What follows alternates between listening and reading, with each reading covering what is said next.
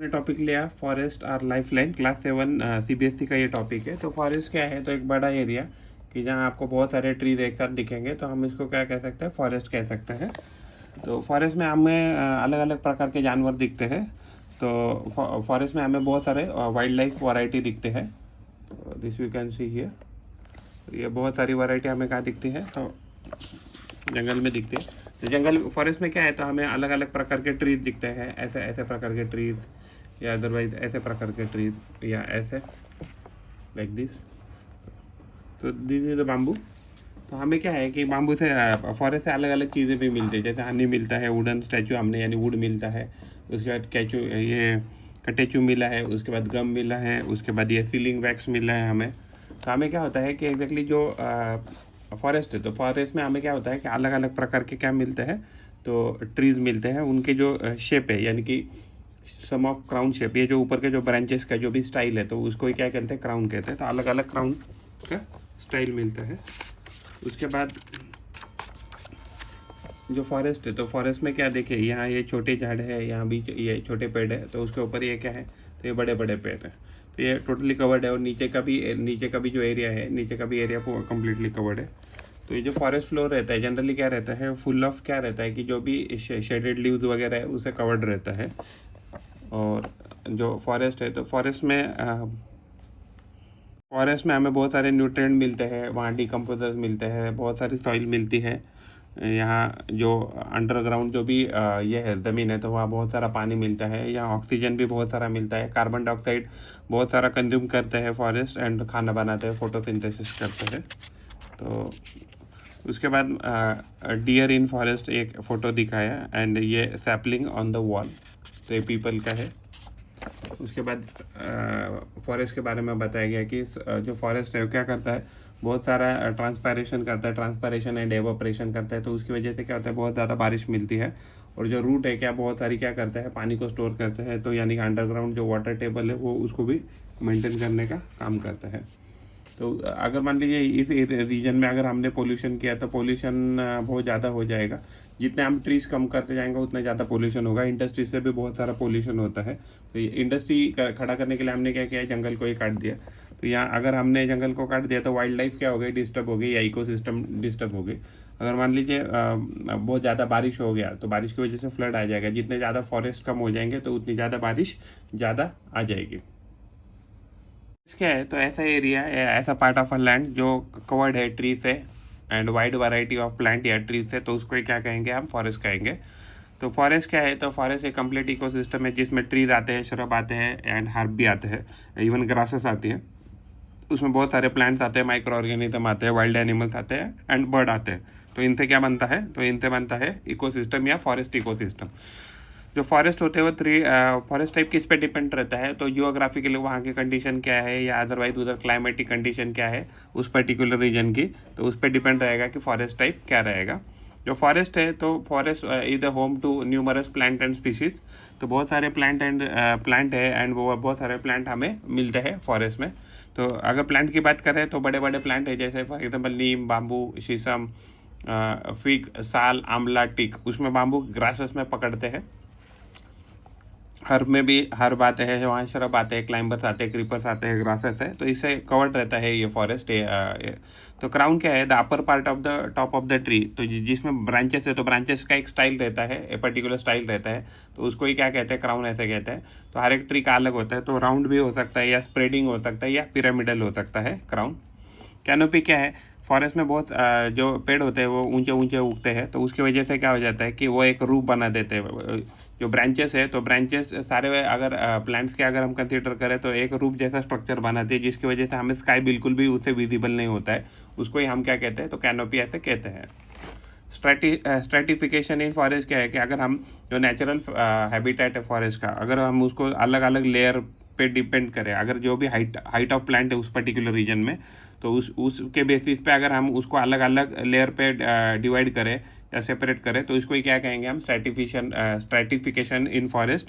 तो उस particular plant के हाइट के ऊपर निर्भर करेगा कि हम उसको क्या कहेंगे। स्ट्रेटिफिकेशन इन फॉरेस्ट किस पे डिपेंड करेगी? तो जो नंबर ऑफ लेयर, या कितने नंबर ऑफ लेयर्स है या फॉरेस्ट एक फॉरेस्ट के पास, वो किस पे डिपेंड करेगा?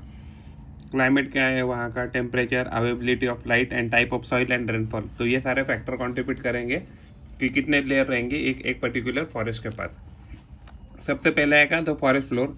तो मान लीजिए ये फॉरेस्ट फ्लोर है, तो अगर मान लीजिए अगर ये सबसे लोएस्ट लेवल रहेगा तो फॉरेस्ट फ्लोर रहता है। तो इसमें क्या रहता है, जो भी ज़मीन के ऊपर शेड लीव्स है या स्टेम है पड़ा हुआ, ज़मीन के ऊपर पड़ा हुआ स्टेम है, बार्क है, top layer of the soil है, तो इसमें क्या होता है, तो इसको हम फॉरेस्ट फ्लोर कहते हैं। उसके बाद आता है हर्ब लेयर। हर्ब लेयर में क्या रहेगा, ऐसे छोटी छोटी ग्रासेस रहेगी। तो ये छोटी छोटी ग्रासेस किस में रहेगी, तो ये हर्ब लेयर में आएगी। It consist of a plant without woody stem, इसमें कुछ वुडी स्टेम प्लांट नहीं रहेंगे। And those grow about the ground, इसमें ग्रासेस इंक्लूड हो जाएगी, यूजुअली लेस इन नंबर। तो फॉरेस्ट में हमें ग्रासेस क्या मिलती है, कम नंबर में मिलती है। उसके बाद आता है श्रब लेयर। तो श्रब लेयर में क्या हो गया, ये हो गई ग्रासेस, ये हो गई ग्रासेस। तो अगर ये ग्रासेस है तो उसके ऊपर मान लीजिए छोटे छोटे क्या है, ये छोटे छोटे प्लांट है। अगर ये छोटे छोटे प्लांट है तो इसको हम क्या कहेंगे, shrub layer. This consist of a plant small to medium size है। This layer requires most sunlight. तो इनको, ये जो श्रब लेयर है, इसको ग्रो करने के लिए क्या चाहिए, बहुत ज़्यादा सनलाइट चाहिए। उसके बाद आएगा अंडर स्टोरी। अंडर स्टोरी क्या है कि ये जो भी श्रब लेयर है, तो श्रब लेयर से जो भी बड़े बड़े पेड़ है, तो इसको क्या कहेंगे हम, under story. The plant that growth about the forest floor but lower than the canopy, यानी कि कैनोपी से तो छोटे है लेकिन फॉरेस्ट फ्लोर से जो बड़े है, यानी कि ये क्या है, तो ये श्रब लेयर है। तो श्रब लेयर से क्या होने चाहिए, श्रब लेयर से थोड़े ऊपर होने चाहिए और कैनोपी से छोटे, क्योंकि इसके ऊपर अगर कोई सबसे बड़ा प्लांट लिया हमने, अगर सबसे बड़ा प्लांट लिया तो यहाँ आएगा, तो ये क्या हो जाएगा, ये कैनोपी फॉर्म करेगा। तो मान लीजिए ये कैनोपी है।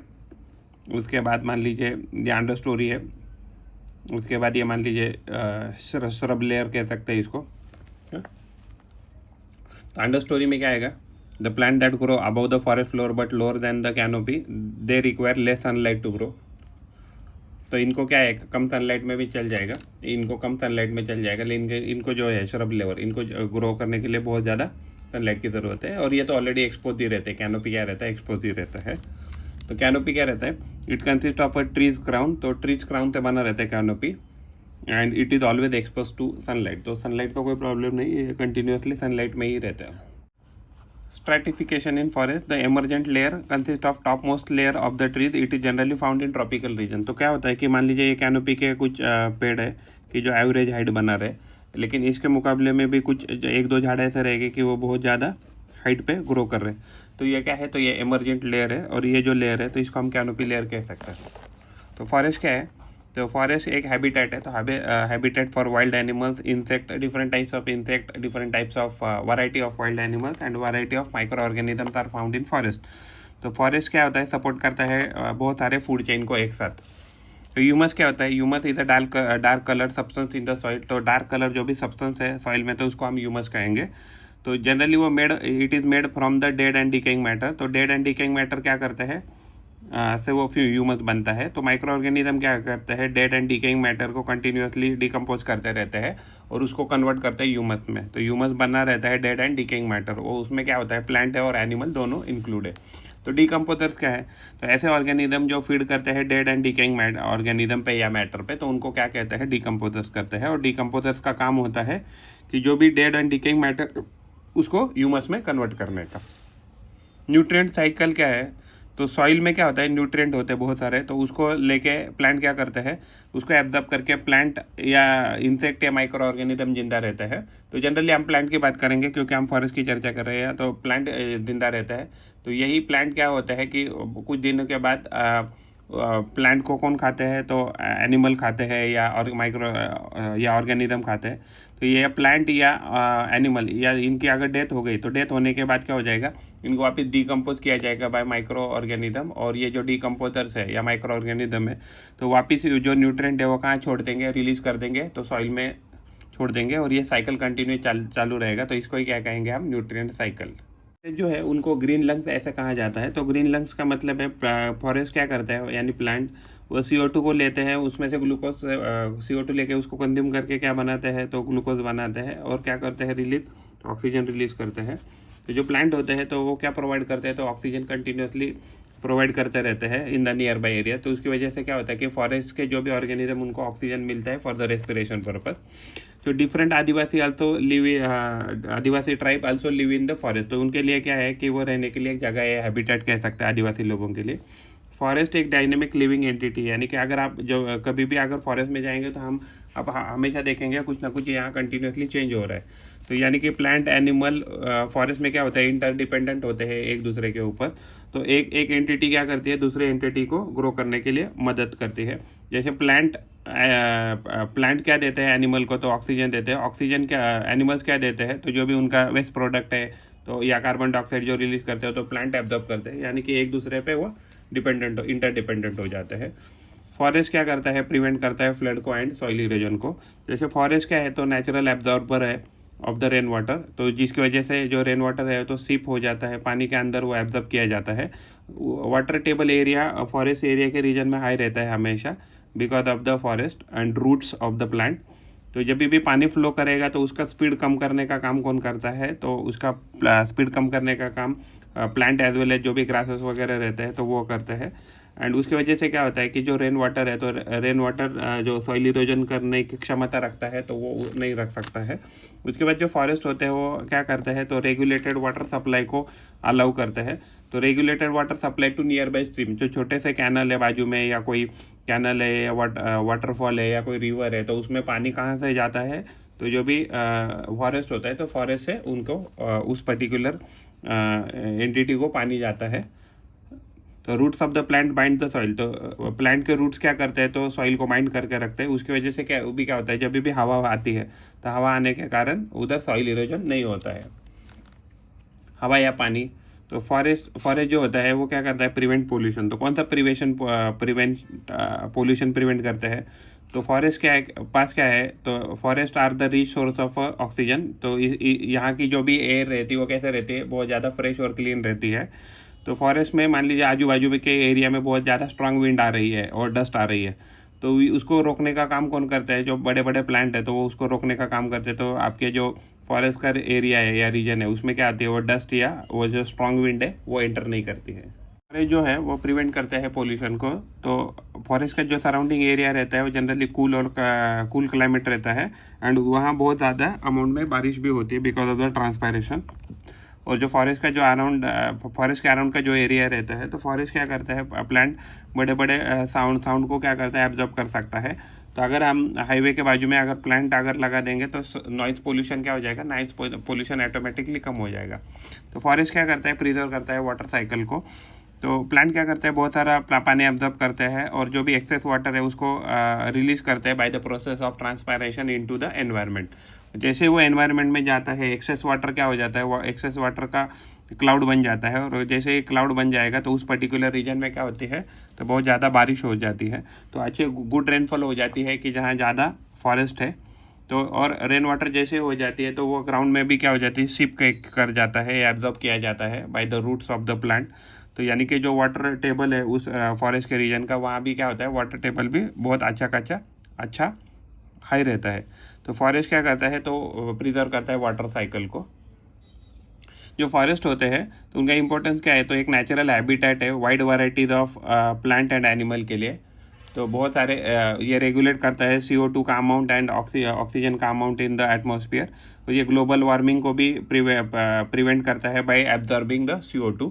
और जो वाटर साइकिल है उसको भी प्रिजर्व करने का काम फॉरेस्ट करता है। And as well as air, water, land, soil, ये जो पोल्यूशन है तो उसको भी अलग अलग प्रकार से उसको प्रिवेंट करने का या स्लो डाउन करने का काम फॉरेस्ट करते हैं। फॉरेस्ट का इंपॉर्टेंस क्या है, तो फॉरेस्ट एक रिच सोर्स है जहाँ हमें अलग अलग प्रोडक्ट अवेलेबल करके देता है, स्पेशली फॉर ह्यूमन बीइंग। तो इससे हमें फ्रूट एंड वेजिटेबल्स मिलते हैं, वुड या टिम्बर मिलता है। तो बहुत सारे इंडस्ट्री का रॉ मटेरियल भी यहीं से मिलता है, जैसे फॉर एग्जांपल पेपर इंडस्ट्री या वुड इंडस्ट्री जो है तो उसके लिए रॉ मटेरियल हमें डायरेक्टली फॉरेस्ट से मिलता है।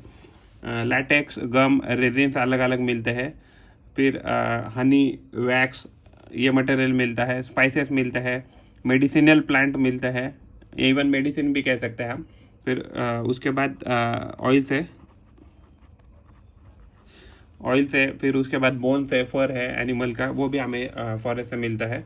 तो अफॉरेस्टेशन क्या है, एक प्रोसेस है कि जिसमें हम बहुत सारे ट्रीज एक साथ लगाते हैं, जहाँ अनप्रोडक्टिव एरिया है कि जहाँ ट्री कवर बहुत कम है, उस रीजन को हम क्या कहेंगे, तो अफॉरेस्टेशन एंड प्लांटिंग ट्रीज कह सकते हैं।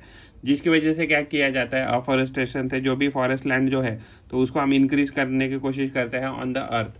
तो डिफॉरेस्टेशन क्या है, हम जो भी कटिंग करते हैं ऑफ फॉरेस्ट और trees on a large scale, तो उसको हम डिफॉरेस्टेशन कह सकते हैं। तो जनरली ये क्या क्यों किया जाता है, to find a more space for extending habitat. तो ह्यूमन बीइंग अपना हैबिटेट बढ़ाने के लिए क्या करता है, डिफॉरेस्टेशन करता है। लेकिन ये डिफॉरेस्टेशन का इम्पैक्ट क्या होता है, बहुत सारे जो प्लांट और एनिमल है वो अपना जो नेचुरल हैबिटेट है उसको लूज करते हैं, तो उसकी वजह से लॉस ऑफ बायोडाइवर्सिटी होता है। अगर मान लीजिए नेचुरल हैबिटेट ही अगर नहीं रहा तो बहुत सारी स्पीसीज, प्लांट हो एनिमल हो, तो वो क्या हो जाती है, over the period of time extinct हो जाती है। तो जो चेंज है, क्लाइमेटिक कंडीशन में चेंज आ जाता है, वाटर साइकिल जो है वो डिस्टर्ब हो जाता है। इसकी वजह से पॉल्यूशन है वो इंक्रीज हो जाता है, इसकी वजह से ग्लोबल वार्मिंग होता है एंड इंक्रीज फ्लड होता है इन डिफॉरेस्टेड एरिया।